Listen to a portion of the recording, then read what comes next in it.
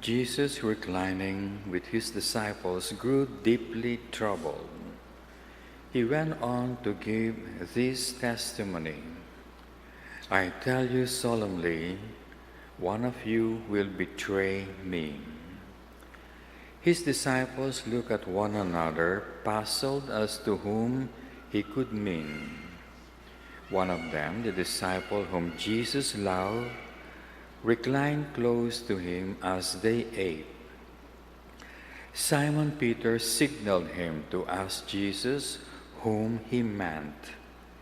He leaned back against Jesus' chest and said to him, "Lord, who is he?" Jesus answered, "The one to whom I give the bit of food I dip in the dish." He dipped the morsel, then took it and gave it to Judas, son of Simon Iscariot. Immediately after, Satan entered his house. Jesus addressed himself to him, "Be quick about what you are to do." Naturally, none of those reclining at table understood why Jesus said this to him. A few had the idea that since Judas held the common purse, Jesus was telling him to buy what was needed for the feast or to give something to the poor. No sooner had Judas eaten the morsel than he went out. It was night. Once Judas had left, Jesus said, "Now is the Son of Man glorified, and God is glorified in him. If God has been glorified in him, God will in turn glorify him in himself and will glorify him soon. My children, I am not to be with you much longer. You will look for me, but I say to you now what I once said to you and to the Jews. Where I am going, you cannot come." "Lord," Simon Peter said to him, "where do you mean to go?" Jesus answered, "I am going where you cannot follow me now. Later on you shall come after me." "Lord," Peter said to him, "why can I not follow you now? I will lay down my life for you." "You will lay down your life for me, will you?"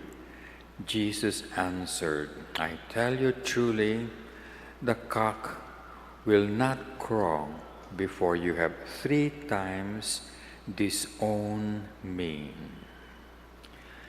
Verbum Domini.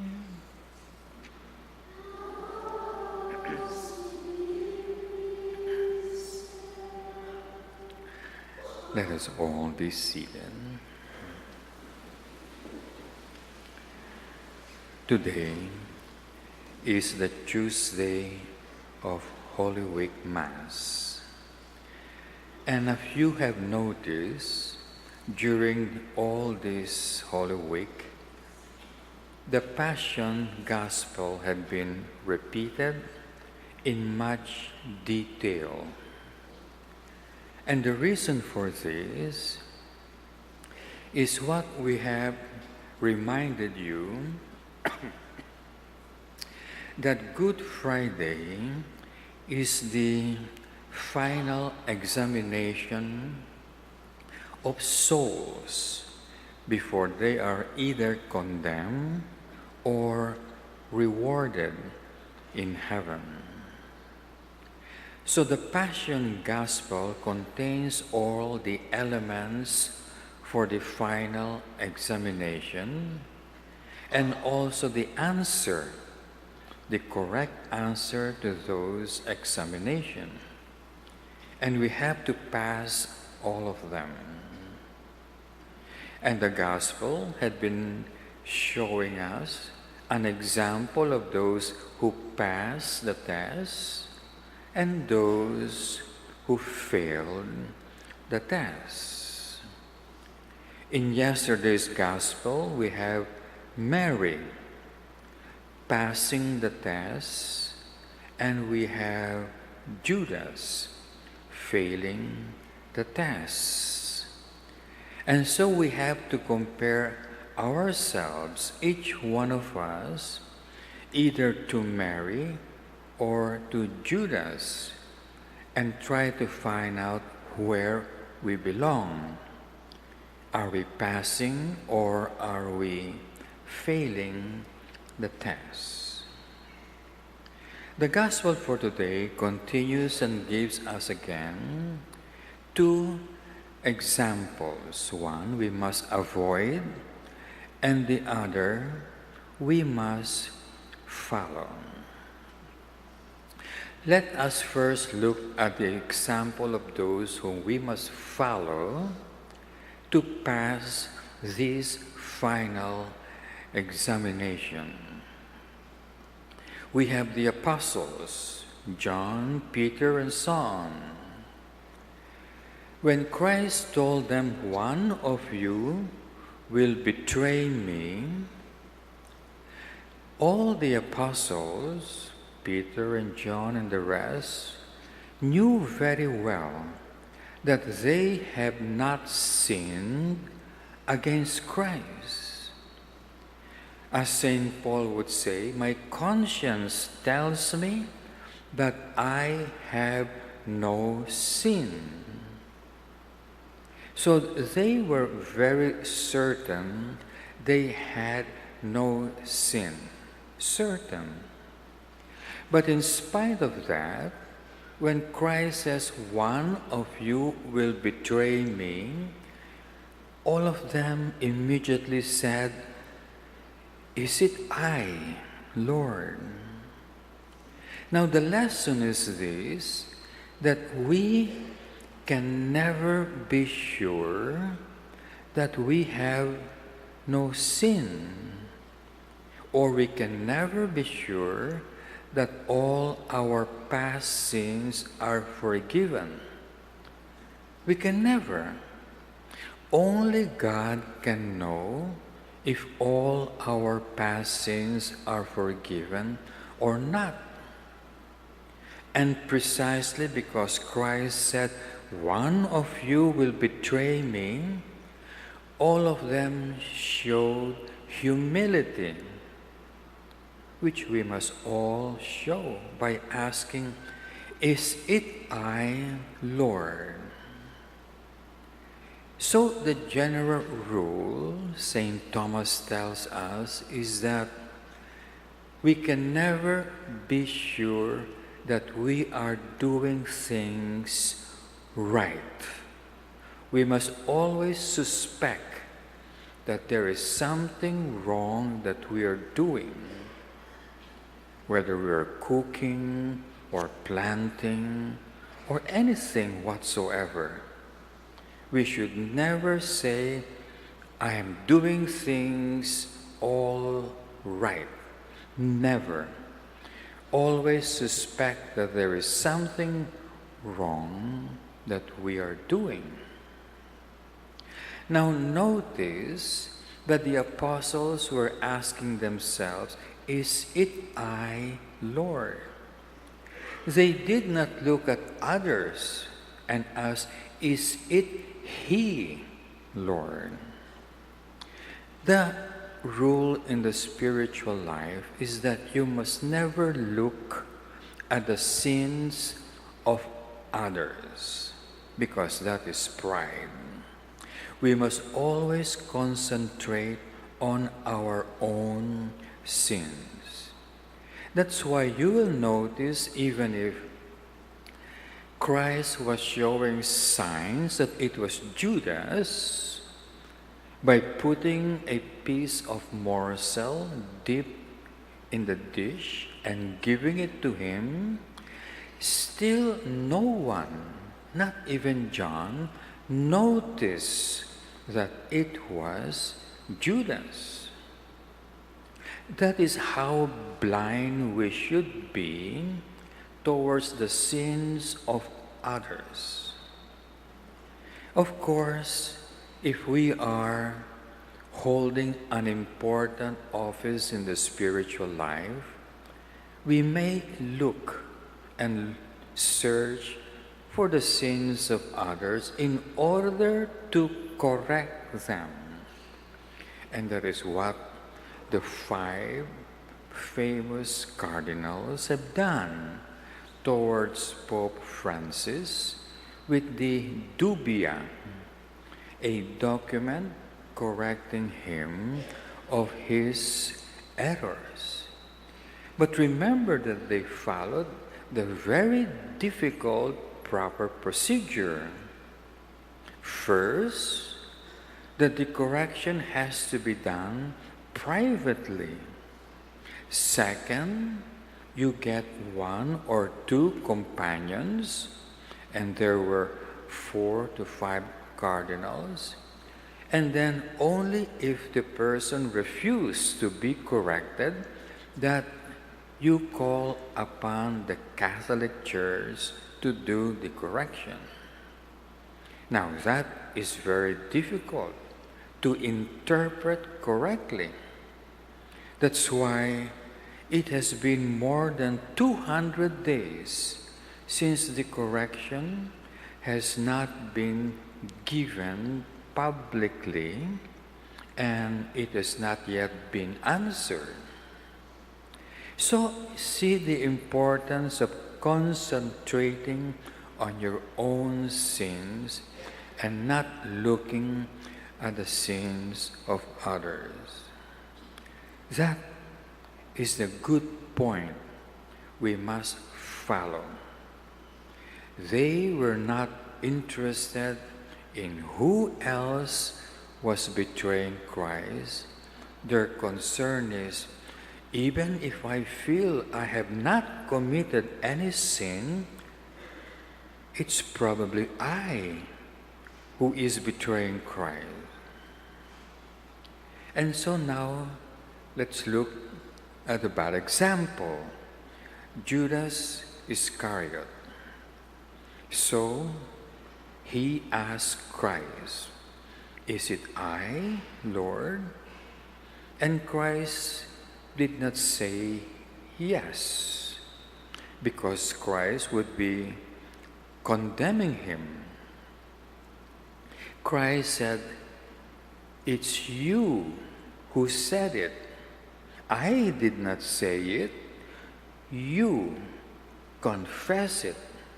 You are saying that you are the one." Let's look at what happened to Judas. So Christ got a morsel of bread, dipped it into wine, and gave it to him. And the gospel says that before Christ gave the morsel, Judas had already sinned before he gave the morsel. What was the sin of Judas before? He was already planning to betray Christ, but he was still afraid in doing it. Sometimes that happens to us. When we like to commit sin, we sort of postpone it because we are afraid. That's a very good sign. That is what happened to him before Christ gave him the morsel. But after Christ gave him the morsel, Judas was entered into by Satan. Gospel says, and Satan entered into him. Why? Because in spite of the fact that he was afraid to sin, he still decided to commit the sin. In other words, he consented to the sin. So you see the danger that every time you consent to your sin, Satan can enter into you. Satan can enter a person in two ways. First, physically, in the body. That's what we find in movies of possessions. But the possession of Judas was not physical. It was not even a possession of the mind, because Judas could not be possessed by the devil in his mind. Nobody can go into your mind except God. So where did Satan enter? He entered into the free will of Judas. Satan entered into his heart. So in the spiritual life, what are the things that we teach?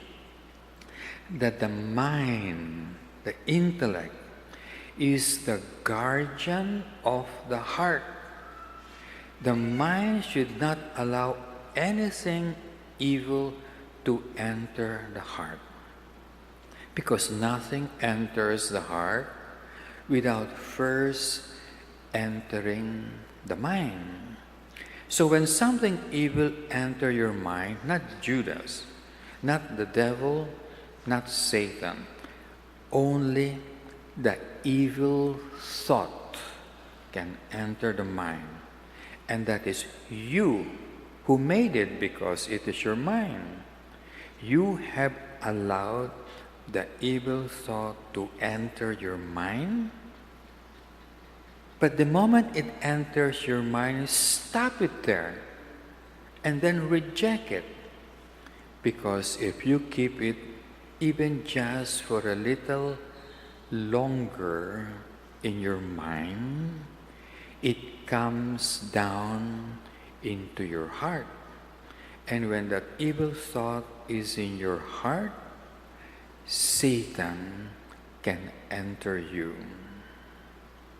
And so it says that Judas was holding the morsel deep with wine. According to St. Augustine, that was consecrated bread and wine. And so St. Augustine says, Judas did not eat it. He did not receive Holy Communion because Satan, who had entered into him, told him not to receive Holy Communion, seeing that God and Satan cannot dwell together in one's heart. Though St. John Chrysostom says that probably Judas ate it and received Holy Communion, and so he had grievously sinned against God for having received Holy Communion in the state of mortal sin. So there we have the two examples, John, Peter, and the apostles on one side, Judas on the other side. That is the test. On whose side are we right now? In the name of the Father, and the Son, and the Holy Spirit. Amen.